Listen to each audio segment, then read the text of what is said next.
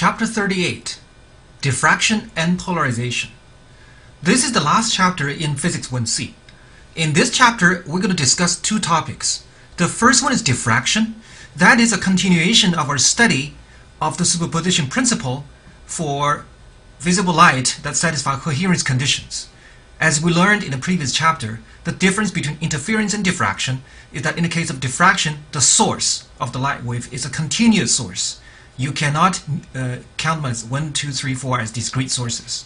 So we have to add the electric field up.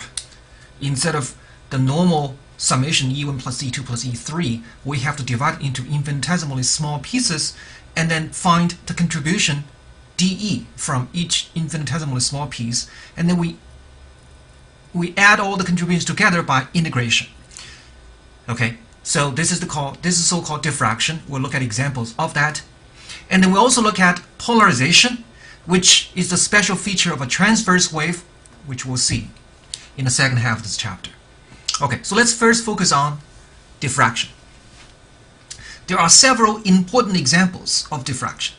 One is a single slit diffraction. So basically what we have here is only one slit, but the size of the slit, the width of the slit, is such that it's comparable with the wavelengths. Okay, the slit opening from here to there, which we call A, is comparable with the wavelengths.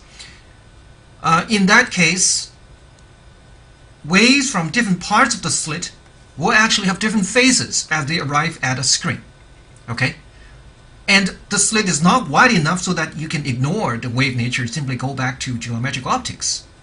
On the other hand, it's not small enough, it is not narrow enough that there is virtually no phase difference between a wave from one part of the slit and another part of the slit. So it's somewhere in between. That is the interesting case. When A and lambda are comparable with each other, this is when you have what's called a single slit diffraction. We're also going to look at another important example, multiple slit diffraction. So we have more than one slit, we have 2, 3, or even more slits.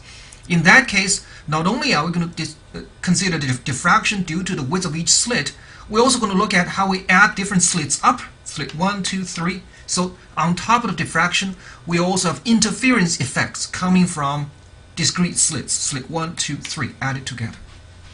Okay, and a third important example would be a circular aperture or circular opening. This, of course, is naturally of great importance because, for example, a lens, right? A camera lens is circular. So what happens when light passes through a circular opening? What kind of diffraction pattern are we going to get? These are important examples of diffraction. Okay, as a first example, let's look at a single slit diffraction. So once again, you have only one opening, okay, a long and narrow slit, and the width of the slit is A from here to there. Okay, the idea is still the superposition principle. We're going to divide the slit into infinitesimally small segments. Okay, infinitesimally small segments, and each segment produces its own electric field, tiny electric field dE. Then we have to add the dE up by integration. Now let's look at two special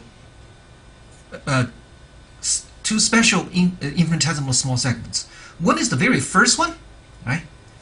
It's very narrow, right here, and you shoot a beam this way. It's the first beam, and another one is the very last one. It's the very last one at the other end of the slit, and it shoots out in the same direction. That's the last slit. That's the last dE. Okay,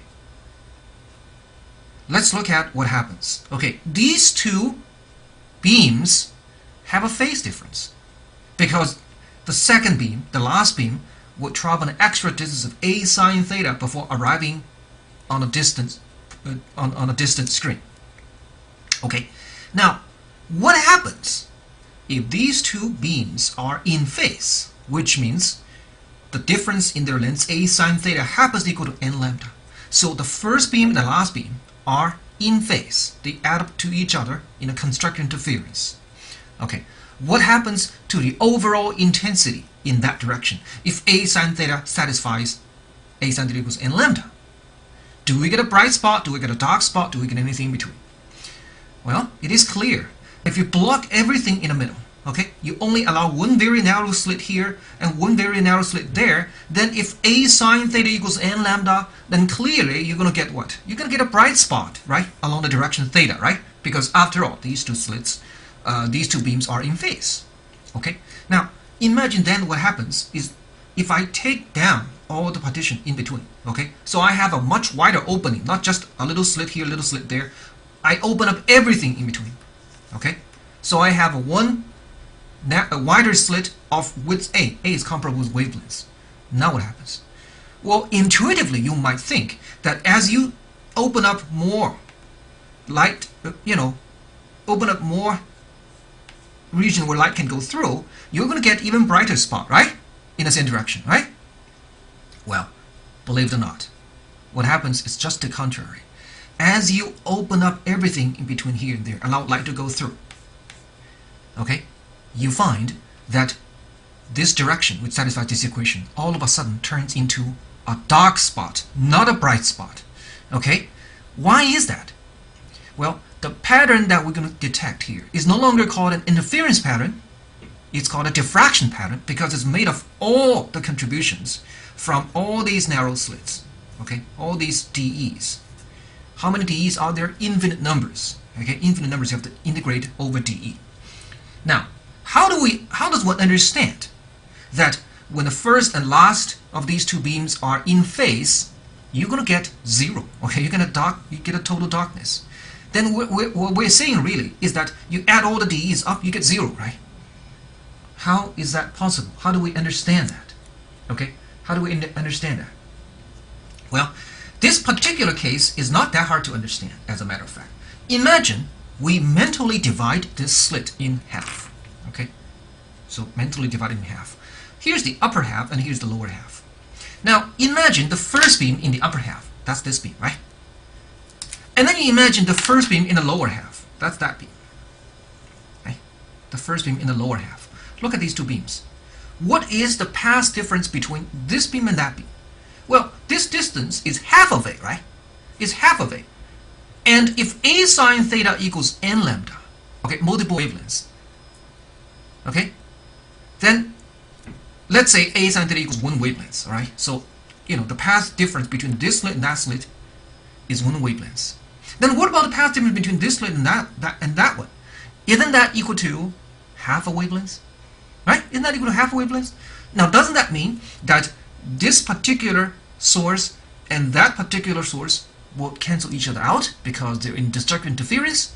Okay, so the first DE of the upper half cancels the first D in the lower half.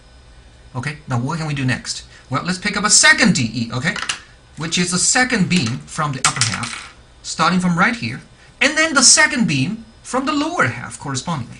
Again, their spacing is half of A, so one beam going this way, one beam going that way, they also cancel each other out, right? Now, if you continue this process, the third beam in the upper half also cancels with the third beam in the lower half, so on and so forth. And guess what? For every beam in the upper half, there's always a beam in the lower half that cancels with it, right? So, the entire upper half, if you integrate over E, cancels with the entire lower half when integrate over its electric field. And therefore, the overall electric field in this direction would be 0 if A sine theta equals a wavelength, equals 1 wavelength. Okay, you can also understand what happens if it's equal to 2 or 3 or 4 wavelengths, because if it's equal to 2 wavelengths, all we have to do is divide it into 4 parts. Okay, 1, 2, 3, 4, 4 parts. If this beam and that beam, the path differs by 2 wavelengths, then if I divide this slit into 4 intervals, then this beam and another beam a quarter of the way down would have a wavelength would have a path difference of half a wavelength, so they cancel. So the first quarter cancels with the second quarter, and the third quarter cancels with the fourth quarter, and so on. So if it's equal to 2 wavelengths, they cancel out. What if it's equal to 3 and 4 and 10 wavelengths, whatever? You can always divide this mentally into several parts, and you'll find that the same argument applies. Okay, so the condition A sine theta equals n lambda is in fact the condition for a diffraction minimum, okay, not a maximum. All right, let's pay attention to that.